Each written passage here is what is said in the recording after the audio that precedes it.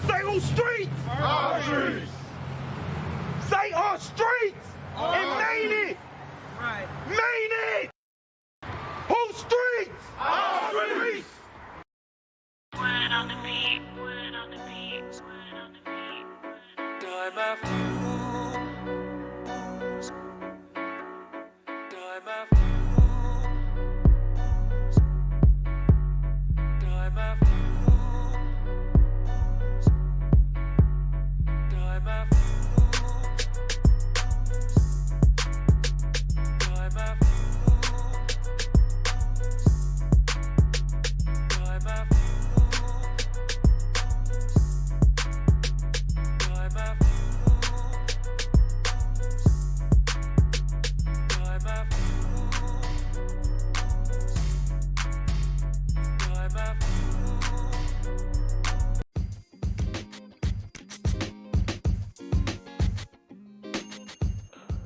Man, oh man, it's your boy Bazz, and y'all tuned in to another episode of Ends Podcast.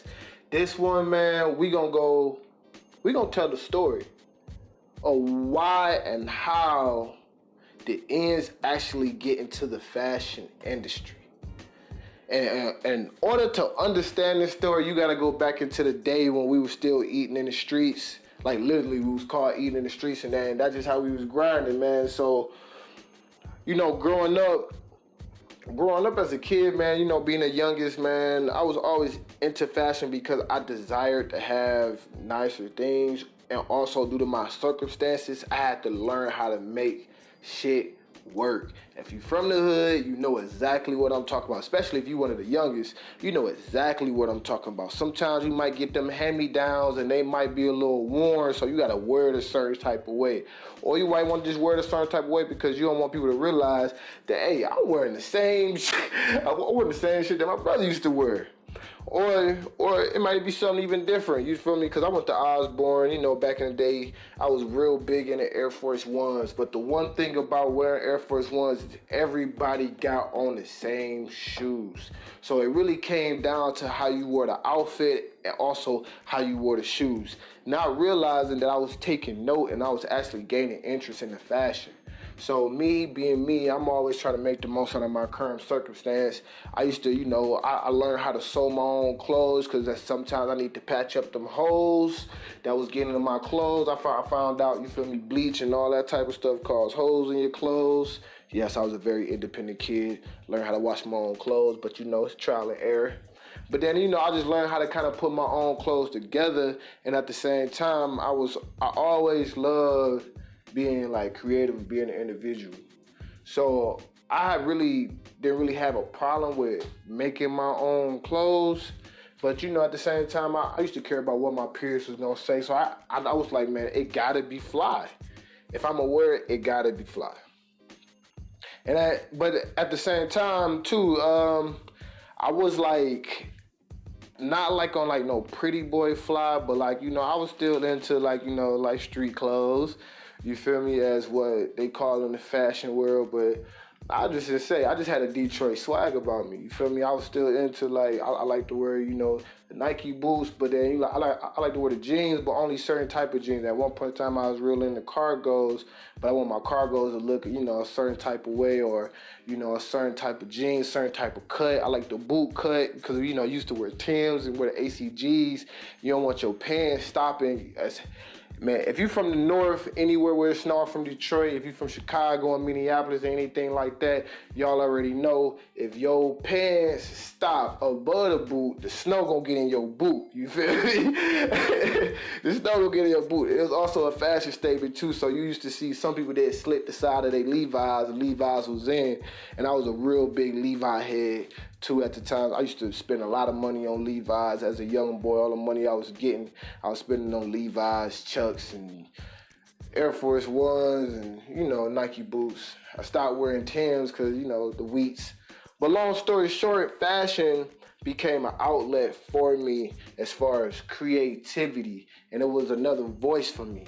It was a way for me to voice who I was and what I stood for. When you see me, you knew exactly where I was from, or you kind of got to understood understanding of what I kind of like or what my type of vibe was just due to how I dress. And I was always able to look fly at anything. I'm a handsome guy, but it was also come down to how I used to wear it. So once we was really first getting started with ends and things of that nature, I couldn't afford to go get no diamond chain made that say ends or nothing like that. You feel me? I was getting some money, but I ain't had a bag like that. At that, I was real cheap too. I wasn't about to go blow no money like that or no jewelry, but it was always the fashion. So it was like fashion statement. Your fashion always make a statement, but your fashion was also another canvas. It was a canvas for another voice. Like you'll start seeing, I Can't Breathe shirts or Black Lives Matter, anything like that. It's a statement. When somebody see you with that on, they know exactly what you represent. They know exactly what you mean. So it was always having that type of uniform. And it was like creating my own type of uniform, like creating my own type of fashion statement. So that even if I didn't, I didn't even have to say it, you already know what I represent. You already know what I stand for. So it was always about making that statement. Like I always wanted to make that statement be known. And like I said, we start out with music. Music and fashion go hand in hand. I'm recording a lot of, the homies and stuff like that. And it was just like, dang, bro, we need to get some shirts or something, throw a shirt on me. And then it was just more so I got to the aspect that I used to like designing it too. I like having my own clothes. I ain't never really wearing what everybody else wore because I understood what it stand for. You feel me? Like as I started getting older, I realized Nike ain't putting no money into the hood. And at the same time, you feel me? Like some of these brands and some of these like Louis Vuittons and Gucci, right now they just now started getting black models and stuff like that, started doing endorsement deals. But they would never put their brand on nobody that was from the hood. They would never doing nothing like that. And it was like, why would me personally, my whole aspect was, I'm not about to die for no brand that ain't willing to ride for me.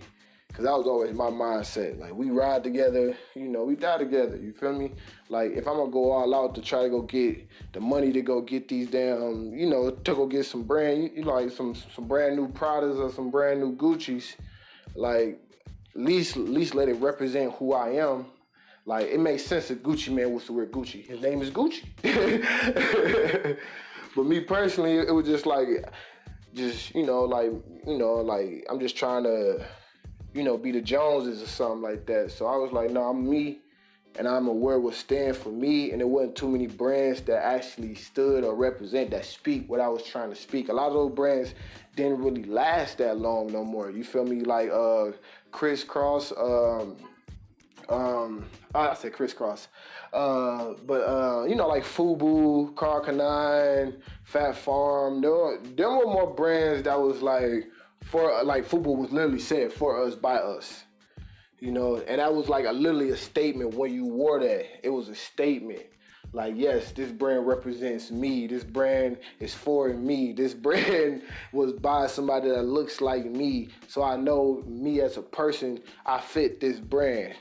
I fit this clothes. And, just clothes all the way around was just always just a fashion statement. My mama's shoes real big on, representation. The way you step outside the house, you don't just represent yourself, you represent everybody that's associated with you.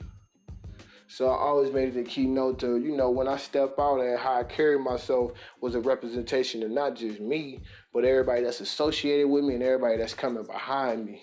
So, if I don't consider myself dressing like no goofball, then I'm going to let everybody know that how I'm dressing. You feel me? You ain't no goofball. I don't feel like no goofball. You ain't going to call me no goofball. I mean, you could call me a goofball, but I know for a fact I ain't no goofball. But long story short, we ain't going to get more into it. Y'all can go check out the catalog for yourself. Man, Ends Fashion. I'm going to drop that link below. Y'all know every podcast we shout it out. If you want to support, that's the loudest way that you can really support. You feel me? Just go ahead and cop that merch and really just wearing a brand is like a statement, hey, eating in the streets, which means making the most out of your current circumstance. You feel me? And that's what you stand for. If you getting up every day, you hustling, you grinding, you waking up every morning, you waking your kids up, you getting them to school, you getting yourself to work, you getting home, you taking care of the bills, you also take care of that dinner when it needs to be done, and you washing the clothes and getting right back up and making sure it's all done next day. You feel me? Like, you making the most out of your current circumstance, and you still put a smile on your kid's face, so you still smiling, you know? Hey, it's for you. But I ain't gonna talk y'all ear off. Y'all tuned in to another episode of Ian's Podcast. This is your boy Bazz, and we out. If you wanna go show that free support, go ahead, like and share. If you like the words that I'm spitting, I need for you to go ahead, hit that subscribe button. And if you already subscribed, man, go ahead, man. Help us be the voice of the culture, man. Go cop that Ian's merch. You feel me? And wear it loud and proud and let the world know what you stand for.